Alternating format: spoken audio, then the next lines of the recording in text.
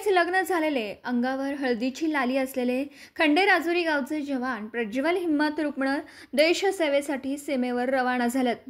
त्यांच्या देशभक्तीने संपूर्ण गावाच्या डोळ्यात अभिमानाश्रू आले। प्रज्वल रुपणर यांचा विवाह 14 एप्रिल रोजी तृप्ती दुधाळे यांच्याशी पार पडला होता।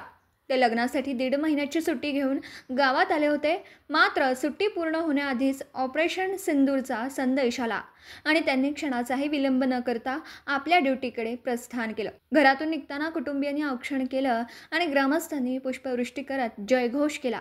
भारत माता की जय। मिरज रेल्वे स्टेशनवर तर दृश्य अधिकच भावुक होतं।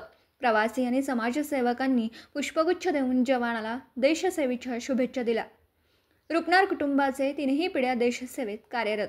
आजोबा स्वर्गीय भूपाल रुपणर सेवानिवृत्त सैनिक, वडील सुभेदार हिम्मत रुपणर सध्या पुंछमध्ये तैनात, काका गोरख रुपणर काश्मीर सीमेवर, भाऊ प्रमिल रुपणर बांगलादेश सीमेवर। सध्या घरातील सर्व पुरुष मंडळी सीमेवर असून महिलाच घरी आहेत। मात्र त्यांनी अभिमानाने आपल्या लाडक्या प्रज्वलला यशस्वी ऑपरेशनसाठी शुभेच्छा दिल्यात। माझं नाव प्रज्वल रुपणर, राहणार खंडेराजुरी, तालुका मिरज, जिल्हा सांगली।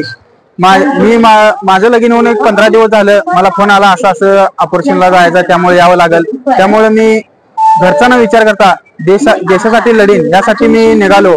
घरची माझी ही 3री पिढी, आजोबा, वडील, चुलता भाऊ आणि मी, ही आमची 3री पिढी देशासाठी देश सेवा करत आहे।